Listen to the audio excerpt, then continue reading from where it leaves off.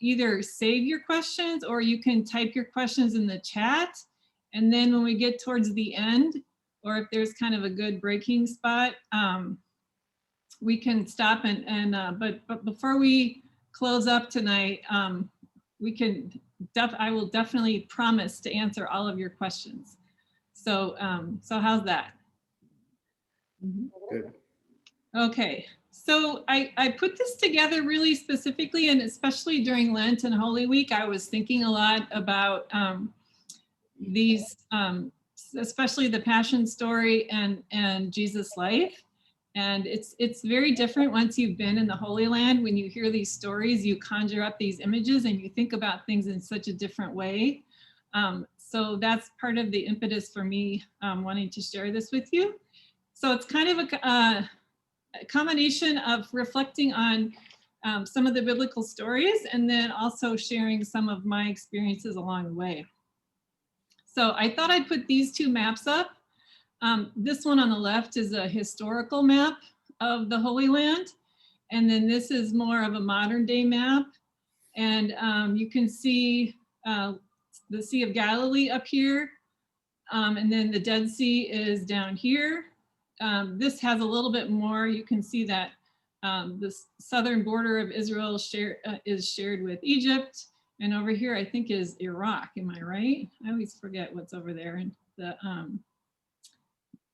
your pictures are in my way right now. Let's see. Oh, well, I guess it's Jordan all the way down. Okay, anyway. So this is, and you know, you have a basic idea of what this is like, but I think it's really helpful to just keep looking at a map and trying to kind of figure out where we're at. So it all started in Bethlehem, obviously, when we're talking about Jesus, but it definitely started in Bethlehem for me as well. So if you remember in 2015, I took off in August to Bethlehem, and it was sort of a collection of experiences. I was losing my marriage. My father was very sick, and he ended up dying while I was there the first time, and I had lost my job. And so it was kind of a difficult time for me, but it was a time that actually my brothers encouraged me, both of them separately encouraged me to do this. And they said it was something that I would have encouraged them to do. But I wanted to go someplace where there were refugees, and I really tried to go to Jordan, but it just kept not working out. And then Dina Tunos, if you all know her, she was part of St. Elias, and she is part of Immanuel now. And she said, you know, Libby, Palestine is full of refugees. Why don't you go there? So once I said yes, her dad kind of arranged everything for me within a matter of a couple of days. And the first time I went over there for the first semester of the school year of 2015-2016, I was there working with the Lutheran schools, actually. So Bethlehem is divided kind of into three parts, and Bethlehem is actually quite small, but there's Beit Sahur, Beit Jala, and Bethlehem, which is really more of just the old city. And I was in Beit Sahur, which is where the shepherd's fields are. This was the family that hosted me. I lived in this tiny little room on top of their roof. And these are the figs that the grandmother gave me. The first day, I arrived there very late at night, and the next day I was going to the Lutheran school, and she's out in the courtyard picking these figs, and she hands me this handful of like incredibly sticky, sweet figs. And you know, what are you going to do except say thank you? So there I was. I got into this taxi. I didn't know what to do because my hands were full of sticky figs, and that's kind of the story of my life. People just kept feeding me and kept giving me delicious things to eat. But this is the mother of the house, and this is one of the Lutheran pastors, actually. And they didn't invite me like every day for dinner, but I went down there quite a bit, and she was an excellent cook. And then this is the Lutheran church in Beit Sahur that I would walk to every Sunday, and I worship there.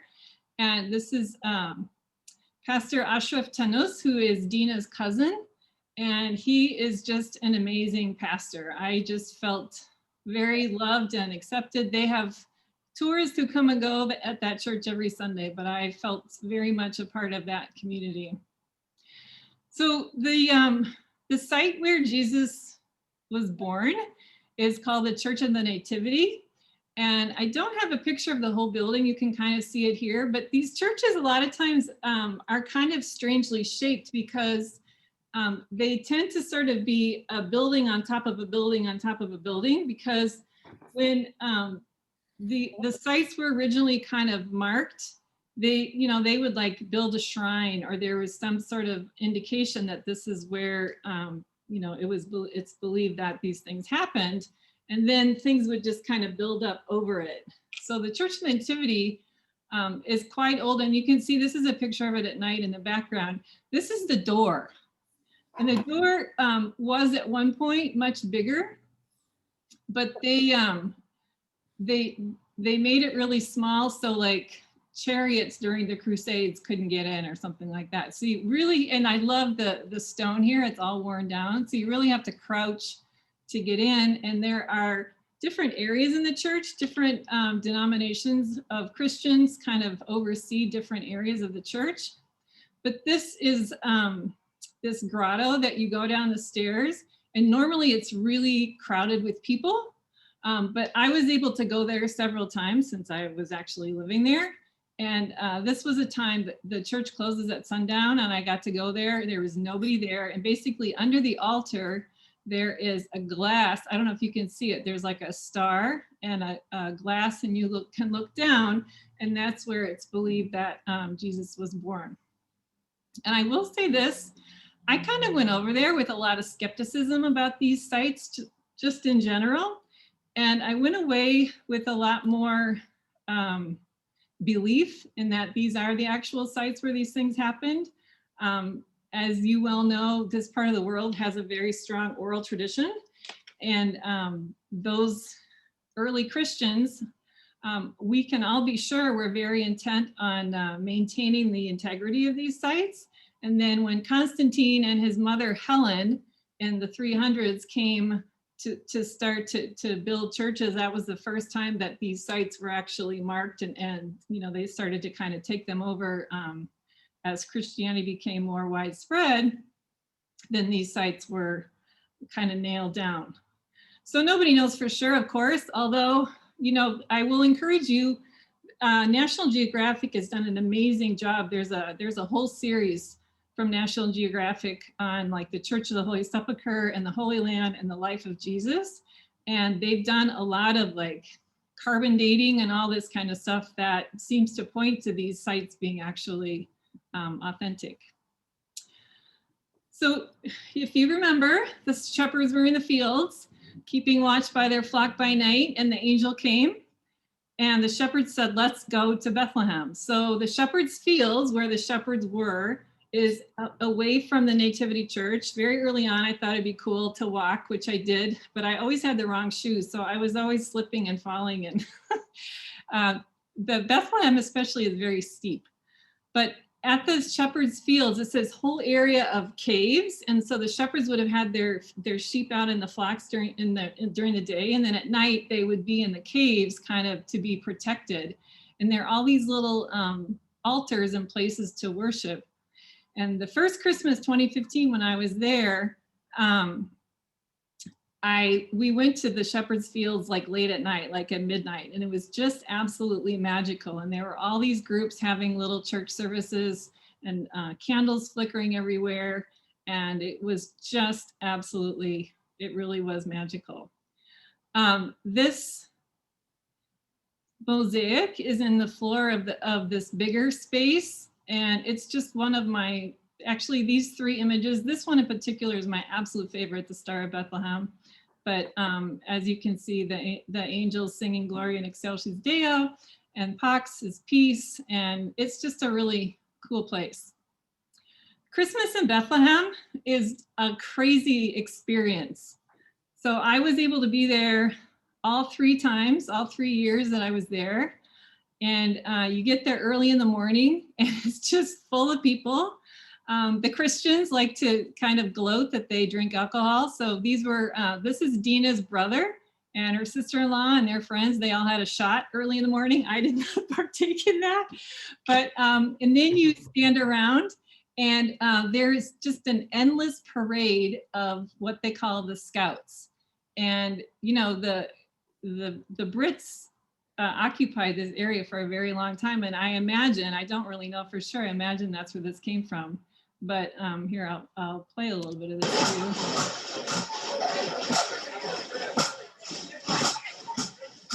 So it's different scout troops from different churches, different villages. They're mostly Christian, I think, but not all. Like there was definitely a scout troop in Nablus.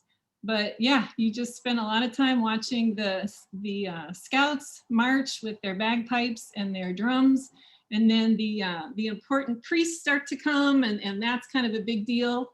And then in the evening, this was one of the years, the Lutherans all gathered in this big hall because we wouldn't have fit into any of the churches. This is actually the Lutheran Christmas church. And there is a really strong presence of German volunteers, and a group of German volunteers teaches Palestinian kids to play wind instruments every year. And they had a little concert of Christmas music that evening at the Christmas church. But the actual Gottesdienst, the service, was in this big area here. And then the first year that I was there, I was hanging out with these Germans, and we took a bus to Jerusalem, and then we walked all the way from Jerusalem to Bethlehem through the night singing Christmas carols. It was just an absolutely really amazing, again, kind of a magical experience. This is Dina's parents, by the way. They were my Palestinian parents. They are, I could still say. So I could do a whole presentation if you want a series on this. The Lutherans, I've done that for several churches around Chicago, that the Lutherans are really busy in the Holy Land. And this is again the church in Beit Sahur where I worshiped.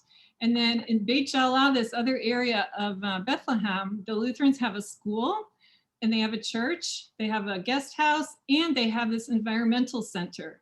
And if you can picture where Israel-Palestine is, it's right in the path of birds migrating from Africa to Europe. And they have this huge database of birds that they have captured and tagged. So they keep track of migration, they keep track of time, they keep track of the different species. And we did a field trip. We took the 6th graders of the school in Nablus, the place where I actually worked for 2 years, down to Bethlehem, and took them to this environmental center. And it was just, the kids absolutely loved it. If you can see, the guy has this little bird in his hand, and they have tagged the little leg, and he let a couple of the kids actually release the birds, and they just thought that was really amazing. Bethlehem is part of the West Bank, so it's occupied territory. And I think because Bethlehem is so close to Jerusalem, there is a lot of violence there. And when you think about police killing of children, this is the Aida refugee camp, which is full of people who lost their homes when the Israeli state was formed. This is the kind of a symbol of Palestine that you see everywhere, the key. A lot of Palestinians actually who are dying now, but who are in their, who are old enough to have been part of that displacement, carry the key to their family home with them. So you often see a key around, and this is the entrance to that big refugee camp. These are all children who have been killed. The Aida refugee camp is supposedly the most tear-gassed place in the world. A friend of mine, Anna Johnson, she's from Iowa City, which is where I grew up. We met each other the second week we were there. The Lutheran circles are really small. And she is doing her PhD in peace studies right now. She and I spent a lot of time together, and she would spend a lot of time at Aida, and all of the tear gas canisters that the soldiers throw all have the address of a company in Pennsylvania, USA. So it's a strong message that the Palestinians get, that these tear gas, I mean, I was outside when tear gas was all over the place. Like it's very damaging. The man who runs the the guest house, his baby inhaled tear gas and was, you know, like permanently had respiratory issues. I mean, it's really toxic and awful. There's the wall that's all around Bethlehem. And let's see, what do I have here? This place right here is part of a new wall that was being built when I was there. This was the olive tree grove of Salome, who's the administrator for the Lutheran schools. And he went outside one morning and Israeli bulldozers were in his backyard. And he said he had never been so scared in all his life, but he went up to them and asked them what they were doing. And they said they had orders to bulldoze the area. And Palestinians don't have any recourse really with that. So I don't know. I haven't been in touch with him lately to ask about his olive trees, but it's very likely that he doesn't have access to his olive trees anymore. The one thing that was really fun in Bethlehem is they have a marathon every year, and it's just a fun experience. A lot of families that walk. This one is going to be really loud, but I just love it. This one up here is a video. Just hang on.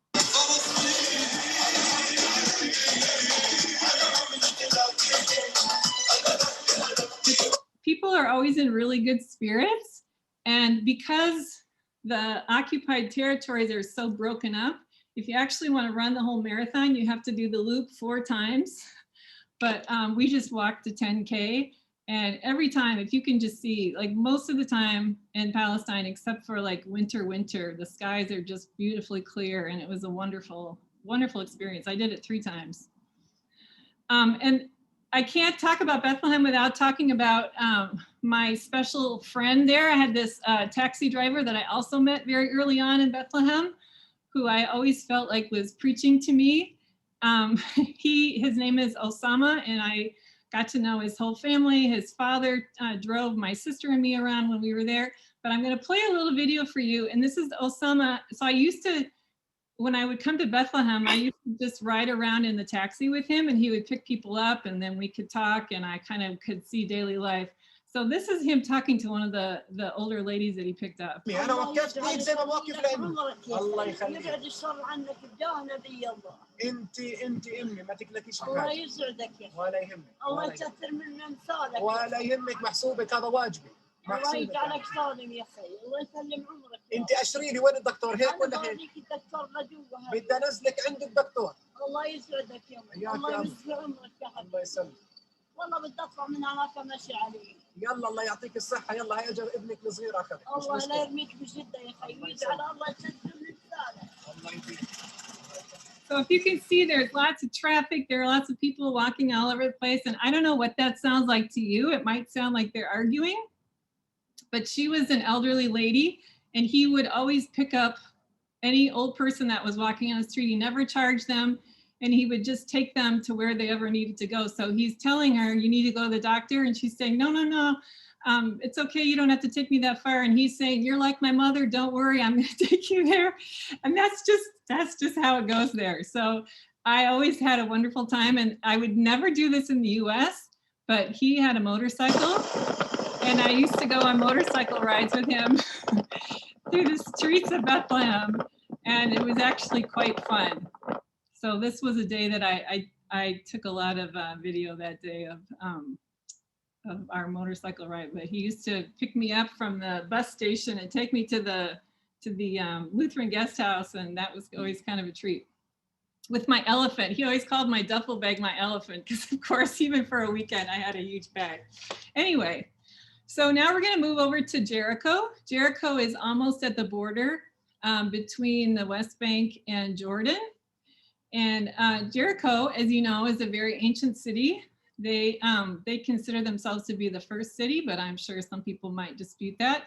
It's also the place, so I was not allowed, when I was working in Nablus, I was not allowed to enter Israel proper, which meant I could not fly through Tel Aviv. So I had to fly through Amman, which is over here in Jordan, and then take a rather arduous trip across the bridge in the Jordan through Jordanian security, Israeli security, Palestinian security, get to Jericho, and then get to wherever I was going. But we're not going to talk about that today. Today, We're going to talk about Jericho in the Bible a little bit. You know about Joshua and Jericho. And then Elisha actually is said to have started this spring. And really Jericho is amazing. Like most of Palestine is very dry, has a lot of stone, but Jericho is like the breadbasket of that whole area. So the only place that's not green is the Jordan River, which is totally brown. And this is where Jesus is believed to have been baptized. And this is me affirming my baptism with, this is a Lutheran pastor from Ramallah.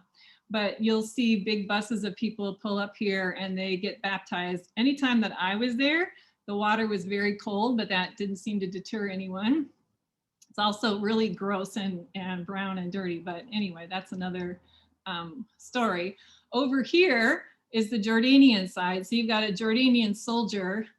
And then some people, actually, this is a Jordanian soldier that one time I was there, it was just a soldier. And then here you've got people who are actually coming down. This is the border basically, or maybe this is between Jordan and Israel.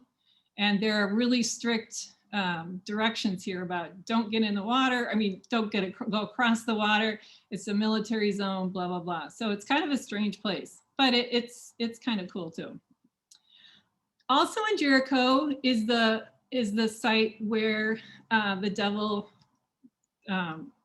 tempted Jesus up on the, remember the story where he takes him up to a very high mountain and shows him all the kingdoms of the world. All this I will give you if you fall down and worship me.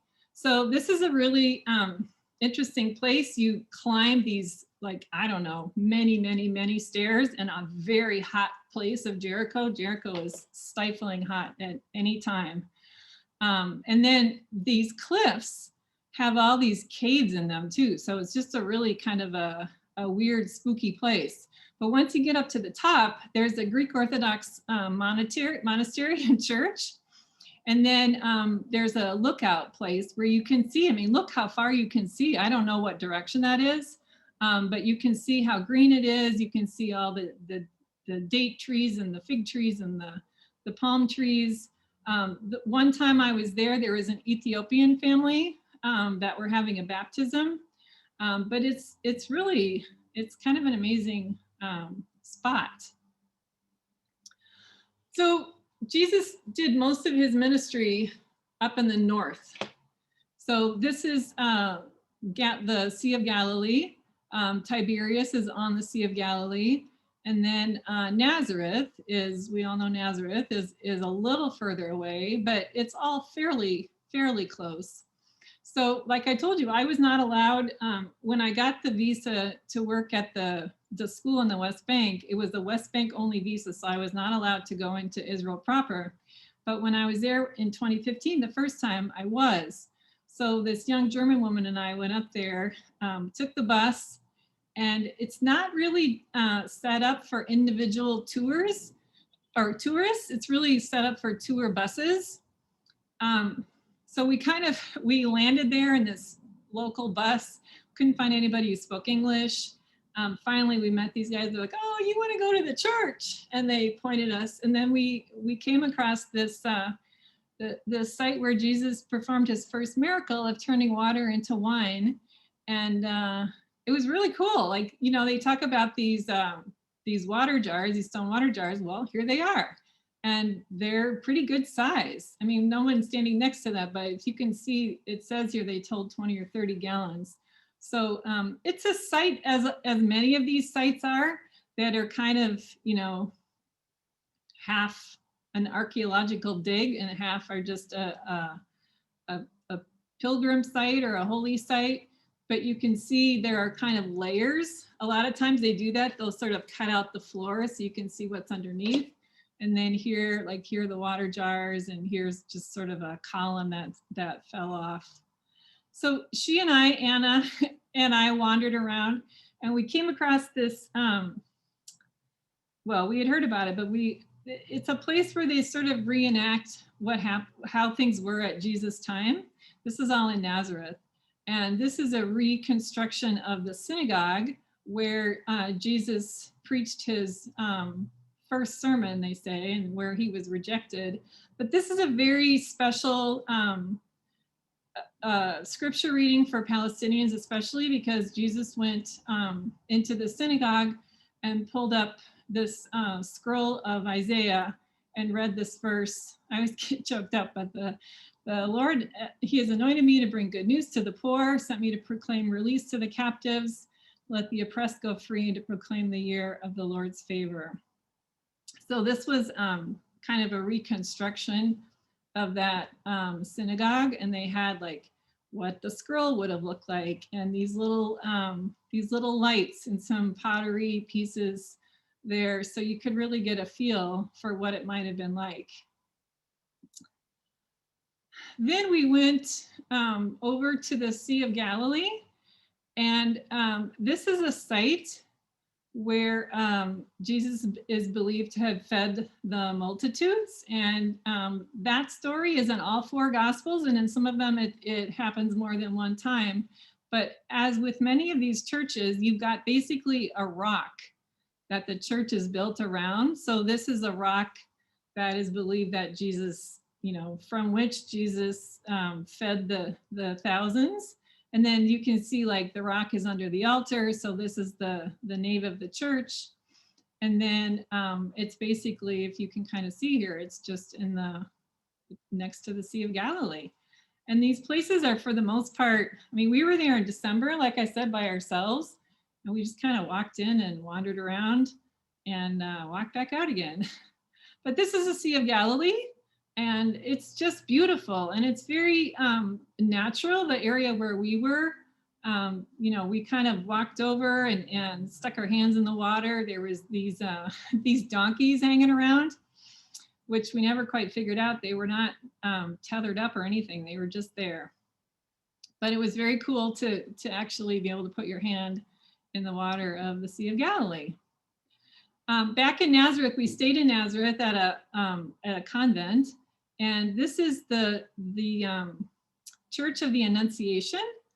And again, you can see here, this is like a little cave, and it's believed to be where Mary was when the angel Gabriel visited her. So you can see from two angles here that there's kind of like this structure built around that. And then this is what's inside there. And then they ended up building this big church over it. So, and it's quite modern, actually. They have all of these Madonnas from different countries there. It's really beautiful. And then in Nazareth there's the Church of St. Joseph. So where it's believed that Joseph had his workshop and where Jesus would have grown up. Inside the church is this obviously very old, what do you call it? I know there's a special word for it, but drawing on the wall there. And this statue of Joseph, and an Arab custom is when you want to like have the same luck as somebody else, you touch their knees. So if you can see Joseph's knees are, a lot of people have touched his knees there. So it's kind of a good luck thing. And then if you go into the church, this is what it looks like. And we were actually there during a service. And then you go down and there's this archaeological site where they're trying to dig down into what it would have been like 2,000 years ago. So now we're going to move down a little bit into the West Bank to Nablus, which is where I lived the second 2 years that I was there. And Nablus is, like I said, it's inside the West Bank. It's in the northern area, and there are not many Christians there. Nablus is a small city of around 300,000 people, and they said there are around 700 Christians. So the Christians used to say to me, we're the salt of Nablus. But there are some, I had kind of some of my favorite faith experiences in Nablus, believe it or not. And one of them that one of the sites that I really love is where Jesus met the Samaritan woman at the well, because this is considered Samaria, where the Samaritans used to live. And now there's just a Samaritan village, which I'll talk about in a minute. But this site is called Jacob's Well, but it's where Jesus met the woman at the well. and talking about living water. And it's, you can just go like sit on it if you want. It's just right there. You walk in, you go down the stairs of this rather modern church. And then there's this little grotto here, like the other places. There's the well. And then this little man is a Greek Orthodox priest. And he basically runs the place. He's the priest of the church. And he also had done a lot of the renovation. Apparently it had kind of fallen into disrepair. So he had done a lot of the renovation, and he was not a very friendly guy, at least at first. He was just kind of busy, like, you know, organizing his trinkets for sale. And then we bought a couple trinkets. I was with another friend of mine from here who speaks Arabic, and we started talking to him, and he's obviously Greek, but he's lived there for a long time, so he spoke Arabic. So we started to have a long conversation with him. And first of all, he wanted me to drink some of the water. So this is a well that way predates Jesus. So he pulled up the water, and I had some to drink. And then he wanted us to understand how deep the well is. So I'm going to show you this little video. He's going to say 1, 2, 3, and he's going to pour the water. And you're going to hear how long it takes the water to hit the bottom of the well. So see if you can hear it. 1, 2, 3.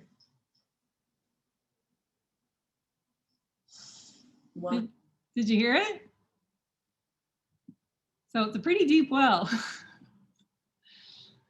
The hard part of this is Jacob's well is right next to Jacob's tomb.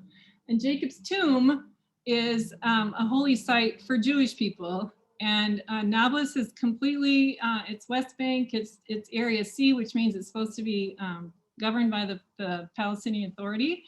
But there are a lot of instances where Jewish settlers come in to try to kind of storm that area or raid that area because they want to be able to, you know, do their whatever they want to do at their holy site.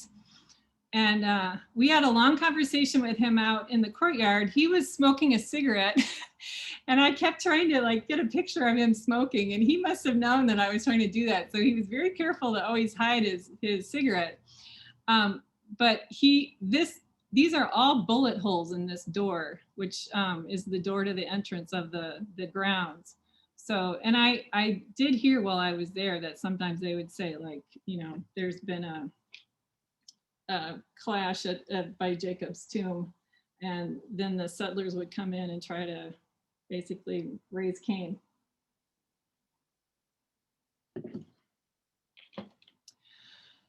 So this is the church where I worshiped when I lived in Nablus.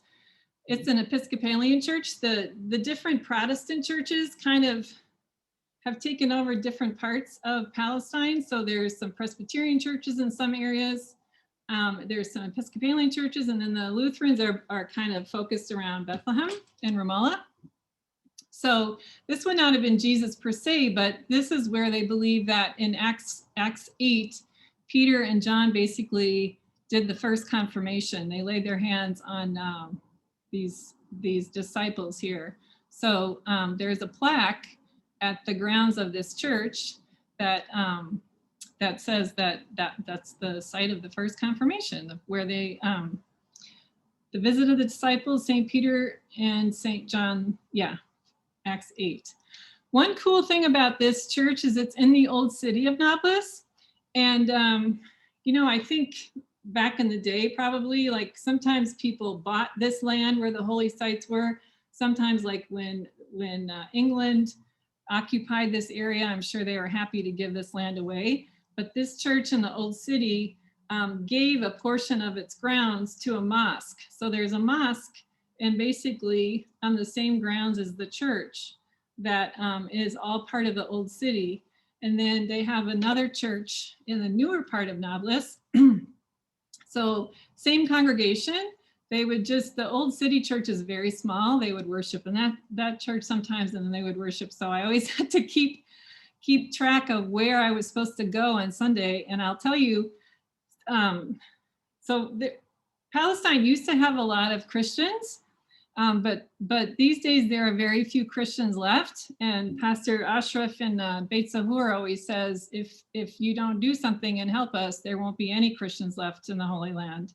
The Christians tend to have relationships with people in the West, and so they can get out. And life there is actually quite unimaginable and difficult. So there's a huge diaspora of Palestinians all around the world, but especially Palestinian Christians. And where was I going with that? The Novelist Church. I can't think of it right now what I was going to say. Oh, I know what I was going to say. So, like I told you in Nablus, it's a mostly Muslim city. So our school started on Sunday. It was Sunday through Thursday, and then their holy day is Friday. So I went to the principal and I said, I'd really like to be able to go to church, but Sunday is it's like our Monday. And she was like, oh, Elisabeth, I really want you to be able to go to church. I think that's so important. So you just come here in the morning and get us going, and then you just take off. So I would come to school in the morning, and church was at 10:30, I think it was. So at 10 o'clock, the secretary always ordered me a taxi. And she would tell them, I didn't even have to tell them where I was going, except it's very easy to say church, and there's only one church, so that's not so hard. But the taxi would take me there. I would go to church, and then I would come back to school. And that is something that is kind of a wonderful thing when you live in a very a faithful community. The Muslims that I lived with were very serious about their faith. They prayed 5 times a day. They read the Quran. The women mostly did not go to the mosque, but the men did. And they're very respectful. I wouldn't say that they, are universalists or anything like that, but they were very respectful and kind of interested in my faith. In fact, when we took the kids to Bethlehem, we took them to the Nativity Church. And the kids kept coming up to me and they kept saying, Miss Elisabeth, we want to see you pray. We want to see you pray. So for a Muslim, a praying is a very physical thing that you do. There are certain ways that you hold your arms and you prostrate yourself. I'm not quite sure what to tell them because I could be like, most of us don't physically enact our praying. So that was just kind of one of many, many moments of like, oh, that's an interesting difference. Outside of Nablus, in that same area, is a little village called Sebastia. And Sebastia is an old Roman outpost of ruins. And it's not taken care of by anybody. You can wander around there for a good half a day. And it's fascinating. And everything is just kind of, piles of rubble. And we were hiking around and someone said, oh, this is where they beheaded John the Baptist. There's not even a plaque. But this particular place right here, this little inlet in this spot is supposed to be the spot where John the Baptist was beheaded. So once again, you run into these places all over the place. So this is not exactly having to do with Jesus directly, but it was such a powerful experience. I have to share it. So the Samaritan village is up on the hill, and we did have 3 Samaritan families at our school. Everybody else was Muslim, but we had these 3 Samaritan families. And the Samaritans, even in Jesus' day, that the Samaritans and the Jewish people did not get along. They considered themselves enemies. So, but the Samaritans kind of consider themselves more Jewish than the Jews in a way. And they really, if you read Leviticus, they follow everything. Like when a woman has her period, the woman leaves the house and is kind of, separated. And then she has to go through this purifying process in order to come back every month.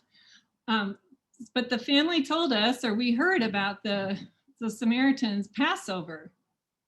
And I and a couple teachers went up to the mountain so we could experience this. We had a very unfriendly experience with the Israeli soldiers at the gate. They told us we weren't allowed to come in. And one of them noticed that I was very secretly taking pictures. She's like, stop taking pictures, yelling at me.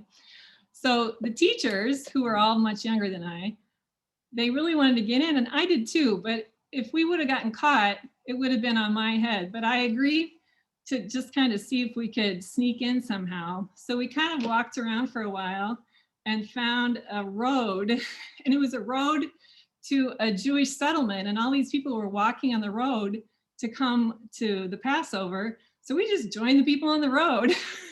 Nobody stopped us, nobody asked us anything. So we came in, and then we saw one of the families from the school, and we got to experience this absolutely amazing event. And it's just like Exodus. Each family has a lamb. This is the high priest. There are about 800 people in this community. I think I told you that already. They do DNA screening before people can get married, because it's such a small community, to make sure they're compatible for having children. But interestingly, they have Israeli passports, they have Palestinian IDs, and they're very respected by everyone. And I just, there's not really, I don't think I have a picture here, but there were Orthodox Jews there, there were Muslims there, there were Christians there.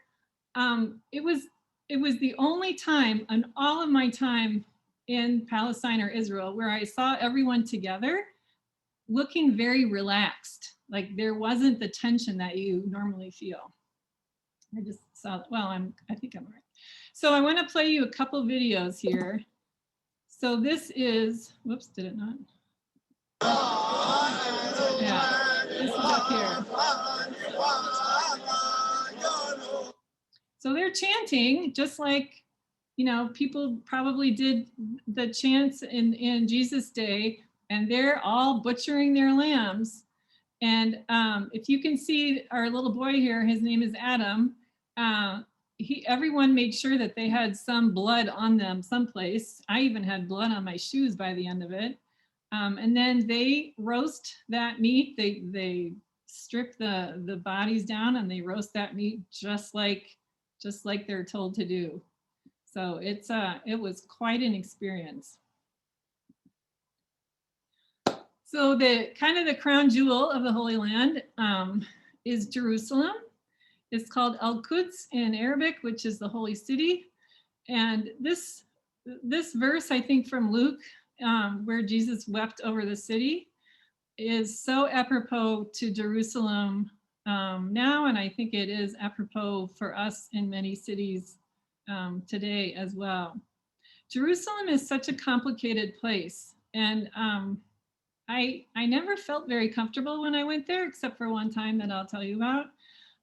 But you can just see from these pictures here, these are just random pictures that I took around. They're just layers and layers of this city. And if you're interested, I can recommend an incredible book to you that tells the story of Jerusalem before David, like from the very, very beginnings of the city. And it's just a city that has been fought over almost since the beginning of time. And it has a history of blood and death, just not even Jesus aside, it just does. The Al-Aqsa Mosque and the Dome of the Rock are obviously Muslim sites that are on the Temple Mount. Temple Mount is where the Holy Temple would have been in Jesus' day.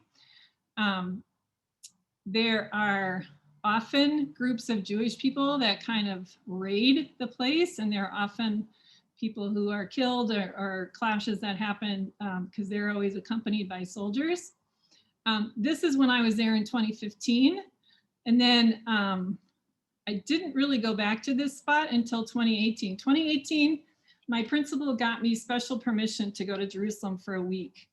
So I was there for not quite a week, but on New Year's Day of 2018, I walked over by myself to the mosque, and I just sort of wandered around, and I knew that you were not allowed to go in unless you're Muslim, because I had heard other people talk about it, and you're supposed to be able to cite the Allah Akbar, the God is great, and there's no,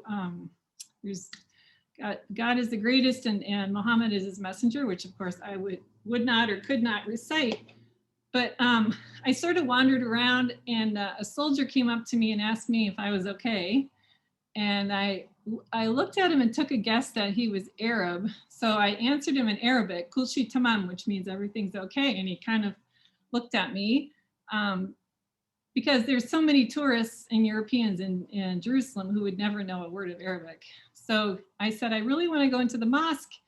And he said, I can't let you in. It's only for Muslims. Can you recite the Quranic thing? I said, no. But I said, but I do have a Islamic prayer, because at the school, we started our day every day with the national anthem and with an Islamic prayer. And I always kept it in my pocket, and I would try to say it with the kids. So I showed it to him and told him I was working in Nablus. And when people found out that I was working in Nablus, like, everything changed. They just could not believe that I was in Nablus, because Nablus it does not see a lot of tourists, and certainly not a lot of European looking people. So he's like, come on, come with me, I'll get you in. So he got me in. I didn't take any pictures. I didn't feel comfortable doing that, but I took my shoes off and wandered around in there. The architecture and the art, the mosaics, just like absolutely take your breath away. The beauty is just, it's indescribable. It's so beautiful. And inside here in this mosque is the rock where Muslims believe that God came and took Muhammad on a winged horse to heaven and then brought him back again. So it's a very holy site. And then the Al-Aqsa Mosque, which is down here, this gentleman was wandering around and saw me and wanted me to pay him 20 shekels to show me around. And I was always happy to pay somebody 20 shekels for anything. So he kind of took me over and showed me in the window, which is not much, but we had a nice conversation. And again, when he heard that I was living in Nablus, he was like, oh, Nablus. So the Wailing Wall is what's left of the Temple Mount, and that's where Jewish people go to pray. And you can see all these crevices in the stones here are full of little pieces of paper where people have put their prayer concerns. So I did go there, very different feel than some of the other places, but it was important for me to visit that too. Jerusalem is very tense. Everywhere you go, you see these young soldiers there's conscription in Israel. So they're all 18-year-olds with machine guns with their fingers on the trigger. When I was in Palestine the first time in 2015, there were around 170 Palestinians that were killed by Israeli soldiers that year. So they're just, it's just a travesty, and it's very difficult. The family that I was living with, the oldest son was studying in Hebron, and he would take public transportation. He was studying architecture. And the mother was a kindergarten teacher at the Lutheran school, and she basically kept her phone out and would text with him every few minutes until she knew that he was at school every day, because she was just terrified that something would happen to him.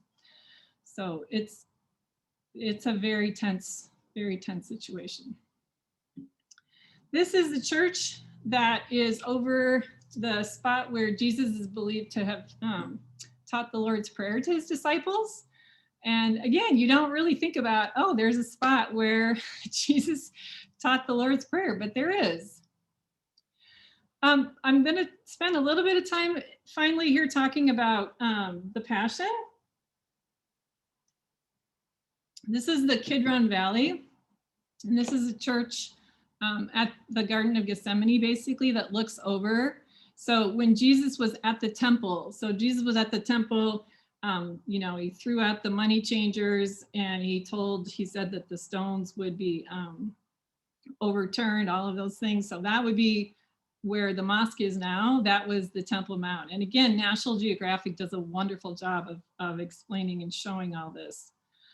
So Jesus and his disciples would have crossed the Kidron Valley and come over to the Mount of Olives. So on Maundy Thursday, the year that I spent Easter in Jerusalem, we processed through the old city, singing hymns.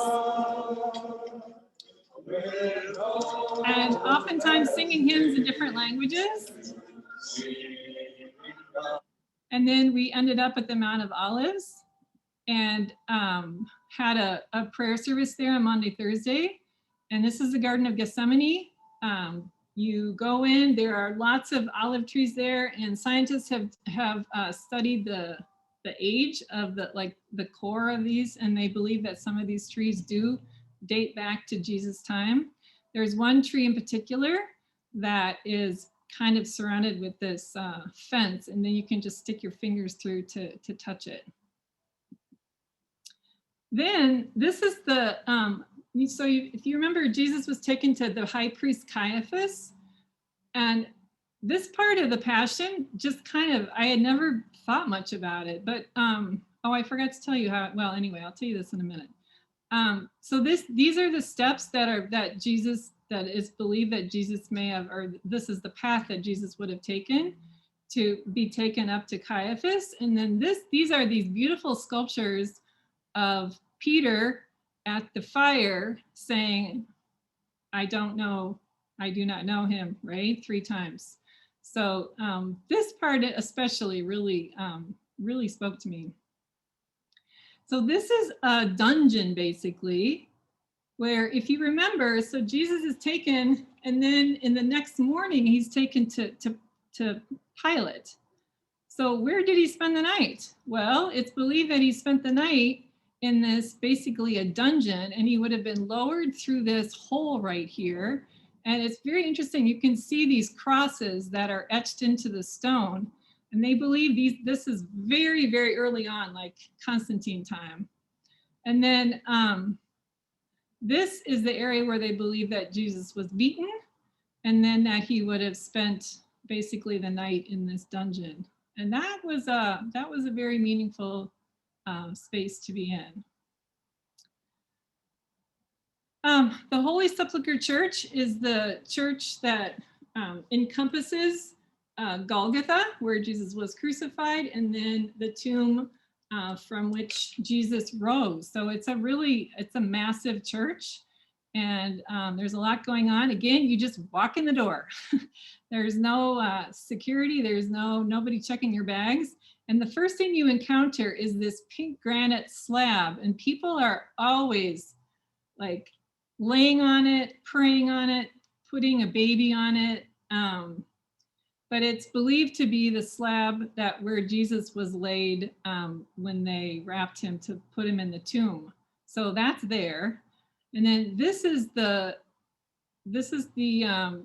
part where the tomb is inside. I don't have a very good picture of it, but again, National Geographic does a great job. And then this is what it looks like if you look up.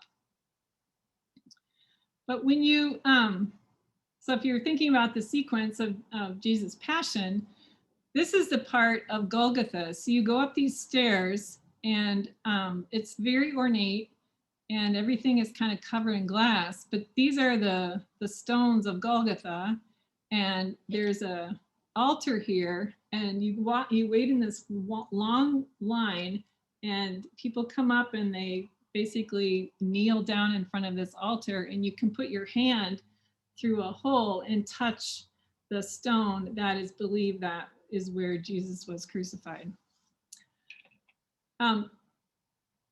The church, there's just so much going on. Like I said, in the different denominations and sects of Christianity, like the Orthodox and the Armenians and the Roman Catholics, the Protestants definitely do not have a spot at the Holy Sepulchre Church.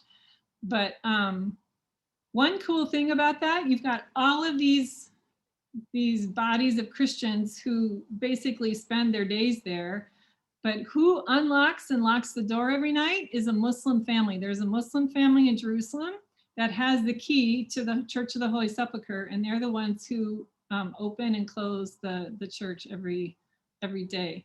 This is kind of cool. I don't know how well you can see it, but these are 2 tombs that would have been like the tomb where Jesus was laid. So you can see it's kind of arched and long. So you can imagine maybe a body going in there. But I thought that was really cool. And then this is just a random wall that I saw that had all these crosses etched in the side.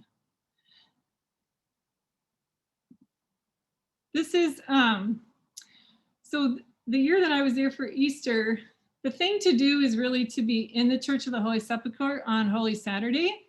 The priest, I don't know which one, gets to go inside the area where the tomb is, and they check him out and make sure he doesn't have any matches, and miraculously every year his candle ignites.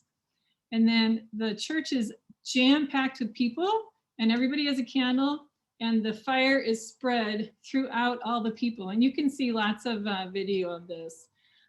I did not go to that. There's too many people and no bathrooms, and just like too much standing around in very hot circumstances. But interestingly enough, I was told this later too, that the fire is believed to not burn you. And it's kind of interesting. I don't know, I'm sure Ken, there's no scientific explanation of this, but you got all these people.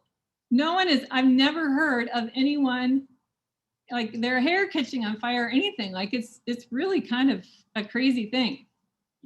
But what they do, once that candle is ignited, and then they share the fire in the church, and then those scouts that you saw earlier, they carry the fire to churches all throughout Palestine and Israel and abroad. Like I've heard of some people, like they get on an airplane with that flame and they take it to like maybe the Orthodox Church in Russia or in Greece or wherever.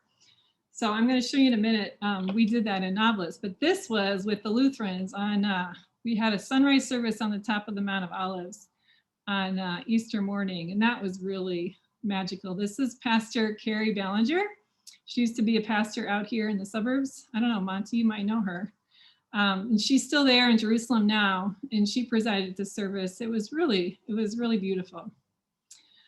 This is Easter in Nablus the next year, and I got to sit with, it was me and all the priests, and I didn't dare take a picture of their faces, but I took a picture of their cassocks and their black shoes. It's even bigger than this, but it got cut off.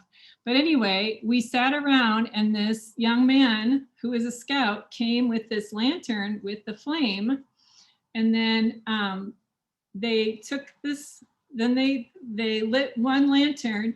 Then there was a whole procession, and you can see here, this is Nablus. And you remember, there are only 700 Christians in Nablus. There was not only Christians in this procession, but it was just this joyous group of people processing throughout Nablus, stopping at the Greek Orthodox Church, stopping at the Episcopal Church. I think there's a Latin Catholic church in Nablus. And so every church, they would stop, they would basically light their Paschal candle. There's the Greek priest.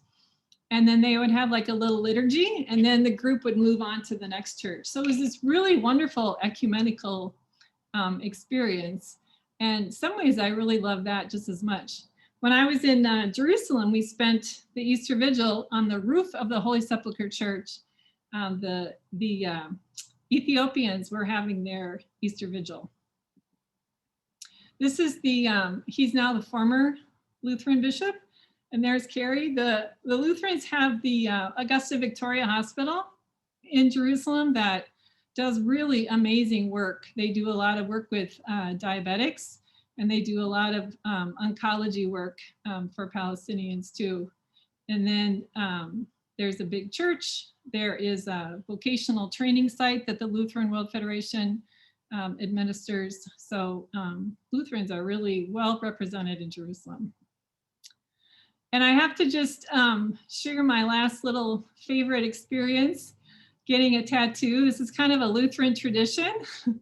In Jerusalem, there's this place called Razuk Tattoo. They've been doing tattoos for Christian pilgrims for 700 years.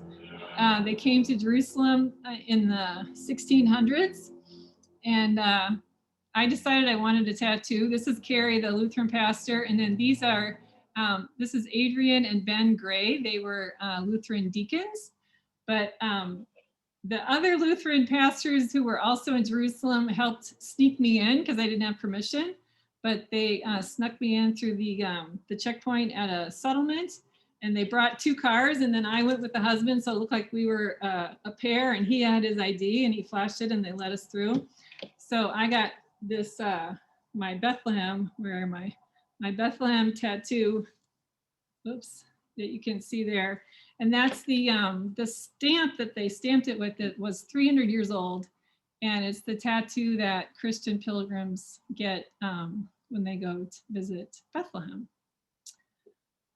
So that's me talking way too much, but I would love to hear some of your thoughts, some of your questions, and just carry on the conversation. If anybody needs to go, I totally understand, but I hope that some of you at least can hang around for a little while and we can have a little conversation.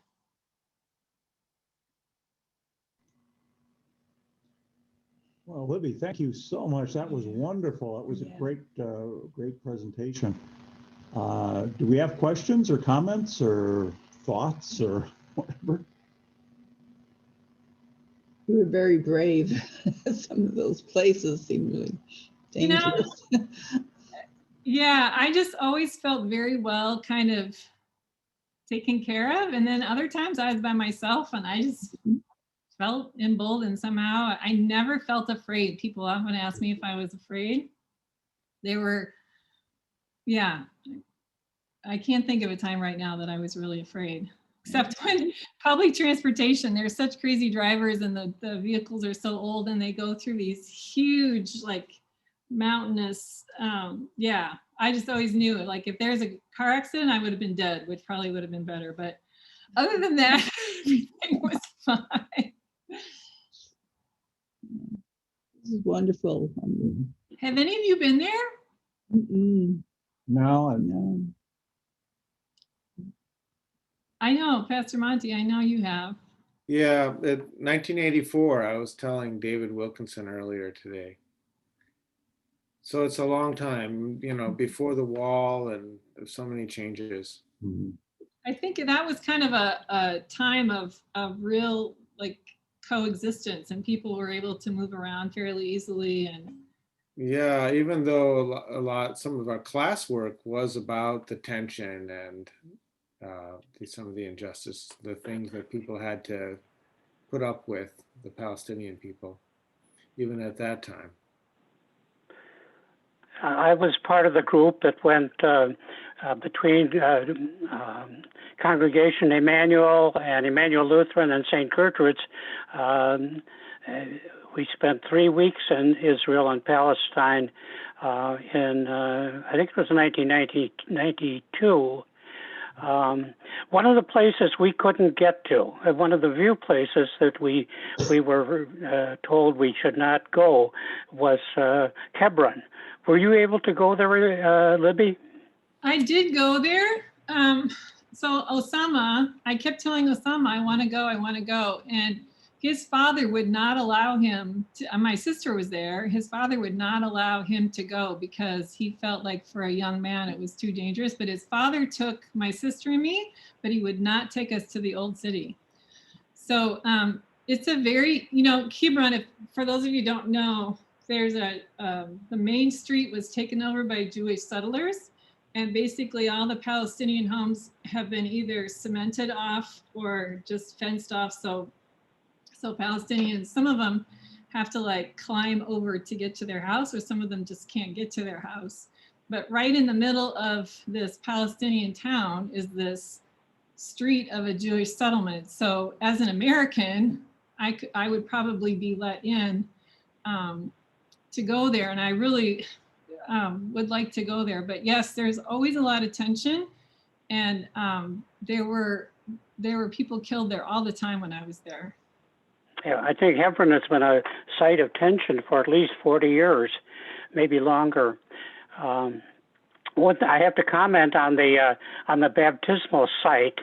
The place that you showed, Libby, is what archaeologists and historians consider to be the authentic place of Jesus' baptism. However, it's too close to Jordan for the Israeli government.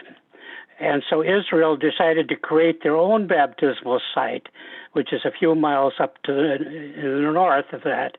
And so there is the the real baptismal site and there's the official government baptismal site. And if you get little bottles of water from the site of Jesus' baptism, you're probably going to get it from the government site. Yeah, you're right, Richard. I didn't know that. You know, it's interesting. There are a lot of things that I learned when I was there because I was there as an individual, but there's a lot of things that I missed because I kind of wasn't part of a tour group too. So yeah, that's very interesting.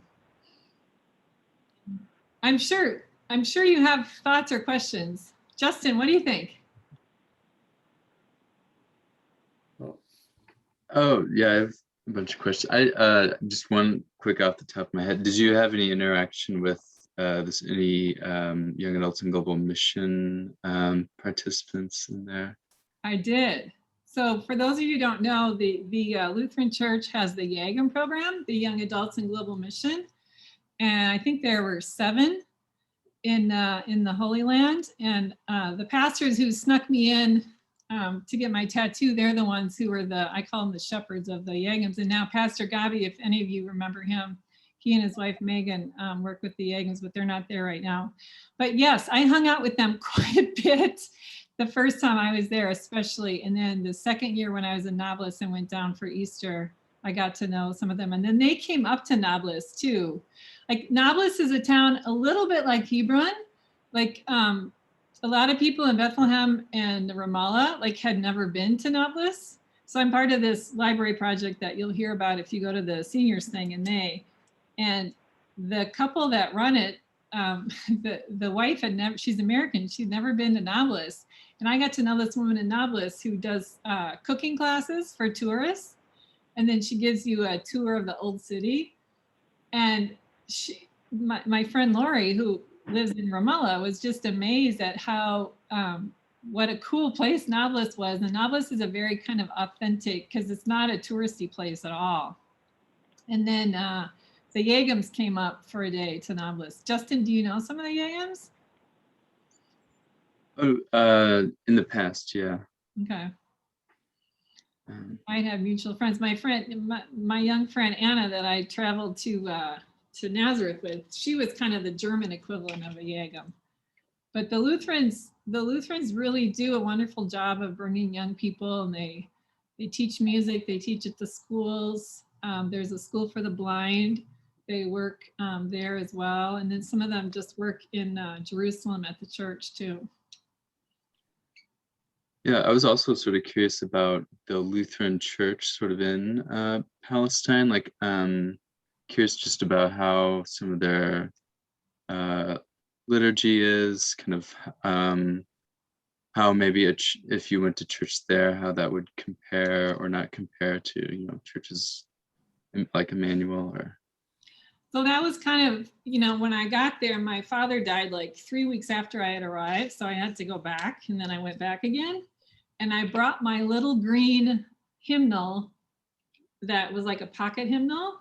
And I could totally follow along with the liturgy through my green hymnal. So it's basically a liturgy that we all follow every Sunday, just in Arabic. Some of the hymns were German, mostly German hymns that I knew, that I could, you know, like find in the hymnal and sing along, which some of them I knew because I grew up singing those hymns. And then they do have some Palestinian hymns too. But most of the German pastors have been educated in Germany, the Palestinian pastors. So they have kind of they're very well steeped in Lutheran theology.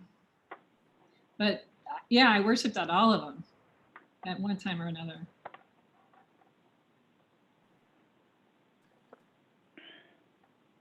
One of Do you know?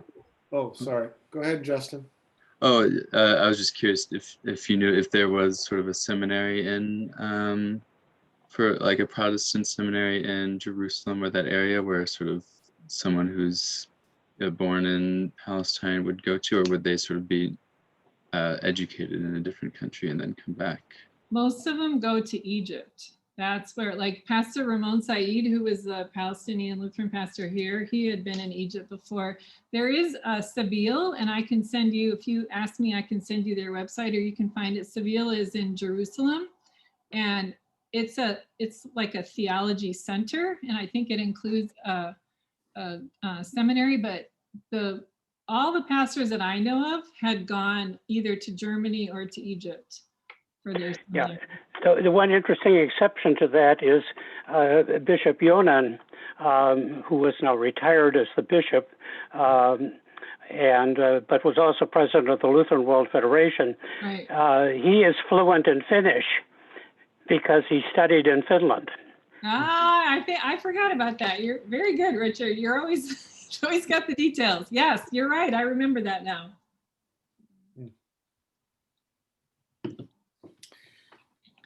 Yeah, I was going to ask, in conservative media right now, there's a lot of sort of talk about the persecution of Christians in the Middle East, and I think the Holy Lands, maybe they're thinking about Iraq or even Iran or something. But I was wondering about how that meshes with your experience.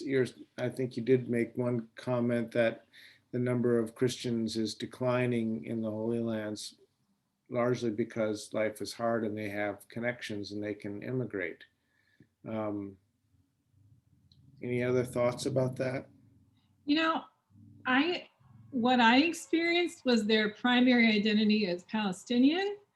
And I mean, there is some, one of the girls in Nablus, when we had them write about their experience in the Bethlehem, and she wrote about being in the Nativity Church, she said, "Oh, it's such a pretty church. Too bad all those people are going to hell." So it's not like, but they live very peacefully with each other. I never got any sense. Sometimes the Christians kind of look down their noses at the Muslims, but I didn't get the sense from the other direction that the Muslims really resented their, I think you have like tribalism. So my friends in Ramallah that run the library project, he's Christian and he works for the Palestinian Authority. And he's an important person in the government because he, like, the Christians go to him if they have an issue, or he's kind of like the representative Christian. But I think the Muslims in the Holy Land know that the Christians have this important relationship with the West, and especially with Europe. The European churches are very active there and very supportive of the Christians in Palestine, especially. So I never got any sense. And like I told you in Nablus, that's all Muslim. I used to go, my landlord was a family, the super conservative. The mother was the principal of the most conservative girls' school in Nablus. They lived across the street from the mosque. Everybody prayed 5 times a day, but they invited me over all the time, and they would ask me about certain things. They really can't get over that we think Jesus is divine. Jesus is very much a prophet for them, but they kind of draw a line on the divinity of Christ. But there's a lot, like if you look at the Quran, there's a lot of our stories that are in the Quran with, maybe a little different twist. And Richard, I'm sure you can add to that too. But yeah, I did not sense any persecution at all in that part. Mm-hmm. Thank you. I wanted to say, to bring back great memories, Libby. We were very fortunate to have an interview, an afternoon actually, with Bishop Buehlmann, and it was very special. He described his life down there, his life trying to travel, the restrictions that were on him, the heavy burden I think he had to pay for being where he was at the time. It was a very special moment, and thank you for bringing back a lot of memories. Sure. Bishop Yonan is a powerhouse.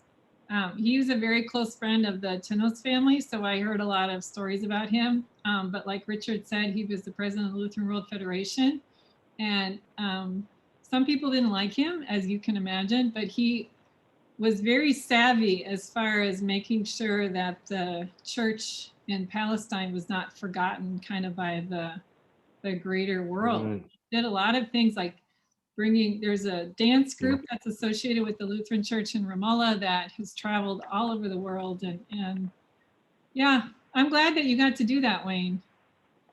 Mm-hmm. I would, It I hope that wonderful. all of you get, I'm sorry, say it again. I'm sorry. No, it was very fun. And he just remarked that he said, "You guys travel in and out. You can go anywhere in the world." He said, "If I come back to my home, I'm stopped." He says, "I have to go through interrogation. I have to go through lots of issues before I'm allowed to come back to my home." I'm certain that as he evolved and became more well known, it might have changed, but he was, it was a difficult life for him to travel outside of Palestine. Palestinians are basically not allowed to come in through Tel Aviv, through the Ben Gurion airport. They have to come in through Amman. And like I said, you have to pay a fee, and then you have to go through Israeli. Even I, as an American, they usually kept me there for between 5 and 8 hours. And, they would come up to me, do you know you're not going to get through here? You're not going to be able to come in. They would yell. They were so insistent that I was not going to be. And I had, like letters in Hebrew saying that I was allowed, but they will do everything possible to make it as unpleasant as possible. Very difficult. Yeah. Yeah. Thank you. What about you, David? What do you think? You're muted, Dave.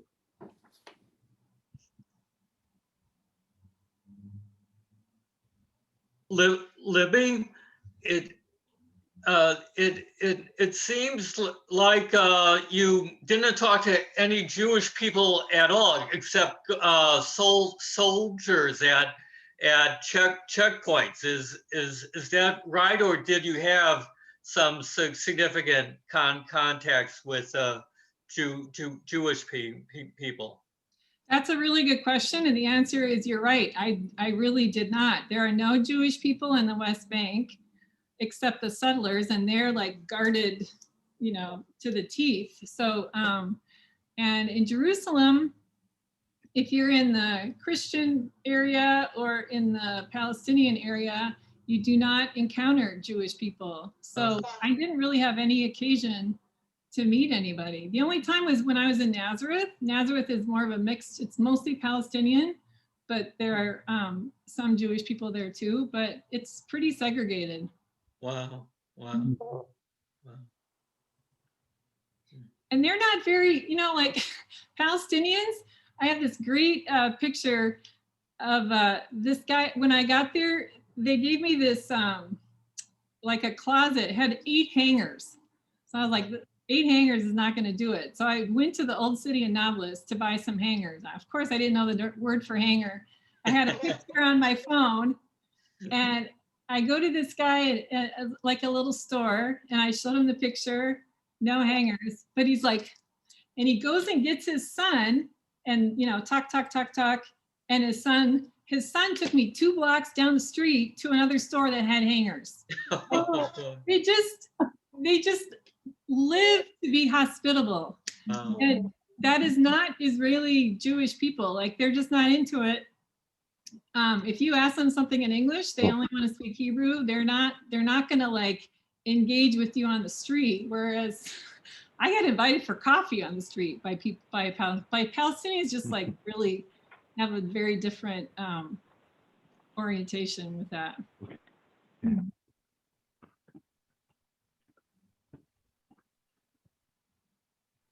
Well, I thought about putting some kind of references here, and then I couldn't decide what to add, and I kept thinking I need to add more. So if any of you are interested, like this book that I would really recommend is called The Biography of Jerusalem, and I can send it to you. Or I would highly recommend that you check out the National Geographic work on the life of Jesus, and also on Jerusalem and the Holy Sepulchre, they have these videos of these scientists who actually went into the tomb and they opened it up, and it hadn't been opened up, they think, like since what's his name, the Constantine's time, and it worked out as far as their carbon dating or whatever the work that they did. It worked out to that it would have been Jesus' time. But obviously National Geographic doesn't have the same bent that we have, but it's really interesting to just see the work that they have done on that. Ken, I'm just wondering if maybe we have an occasion here where we might want to continue this discussion. So we're running on to about 90 minutes at this point. Yeah, I think for today, we're definitely going to have to cut it off, but I don't, actually, in some ways, Olivia, I'm wondering if we can get you back at some later date. I know your schedule is probably pretty full right at the moment. I know you got a lot on your plate, so I won't say like next week, but at some later date, maybe even next fall, and talk about like Lutherans in the Holy Land and that type of thing. I think, Libby, you also have a presentation coming up for the senior group on Tuesday morning, or Tuesday afternoon, I should say. Yeah. And I could do that presentation again too. I'm happy to do it, Ken. And I'm happy to kind of, I mean, I've got enough material, I could talk for days. So like if you give me a specific topic that, you know, to like, I could tell you about the school where I taught, or I could tell you about just the town of Nablus, or I could tell you about, you know, living in a Muslim community. Like I would love to kind of share more about that, because that was, you know, for me, that was a very impactful experience. Like, you know, I've pretty much been around Christians all my life. I think, Libby, you've talked before about some of your involvement with the schools, but I think we don't realize how critical a role the Lutheran schools in Palestine play. Just as an example, when the first executive committee of the Palestinian organization was put together, it turned out that almost half the leadership had at one time studied in a Lutheran school. Is that right? And these were all, well, two of them were Christian, the rest were Muslims. Well, all of the good Lutheran schools have a mix of students, depending on the community. They're definitely, yeah. The Lutherans really do good work over there. I have to say, like, I was very proud to be a Lutheran, and they're very proud to be Lutherans. But Richard, that's an interesting, I had not heard that, but it doesn't surprise me in a way. And the Lutherans, like, they take the kids, they do Model UN. And Salome, when I was there, he was organizing a trip. I think he took him to like Prague or someplace. Wow. So he gets them visas, and he takes them. And then the pastor in Nablus, he took his group to North Carolina. Like some church in North Carolina hosted their youth group, and they got to visit the U.S. Like that's the pull, or the there's also Augusta Victoria Hospital, which is one of the key medical institutions in the country, and which the Trump administration thought was a terrorist organization, so they cut off all the funds. And I understand those funds are now being restored. That's what I heard, and boy, oh boy, like they have done some amazing things. They were not allowed to build a new wing of the hospital, and they had to like bring in some equipment. So like on Yom Kippur or some Jewish holy day, they like snuck this whole thing in and like made it work and kind of under the noses of the authorities. But those people are just brilliant and figured out how to do things. When I was even there, the guy who's now retired, Mark Brown, he had a whole bunch of Israeli soldiers in his office, and I was like, is he in trouble? And they're like, oh no, he hangs out with them all the time. So he had a way of making sure that he had good relationships with them. But they take people in from Gaza, from the West Bank, from Jerusalem. Yeah, they do amazing. And I stayed there that when I was there for Easter, I stayed at the Augusta Victoria Hospital. They have a guest house. Amazing. Yeah, we've supported them and at times in the past. It would be great for us to do something maybe at some point. Yeah. Well, to be continued then. To be continued, and that type of thing. Next month, I'll just make the announcement that we're going to talk about Diocletian, Constantine, and the Cathedral of Split. So it's going to be a little Roman history, a little about how the Roman history affects and certainly modified the Christian church, and a little tourism through Croatia. So a little bit of everything. Thank you so much, Libby. That was great. Yes, Thank you. yes. Absolutely. I Well, will- thanks for Thank you, Libby. being here. Thanks for Yes, thanks, Libby. Absolutely. Very good. And Yeah. see you all. Thank you. All right. Okay.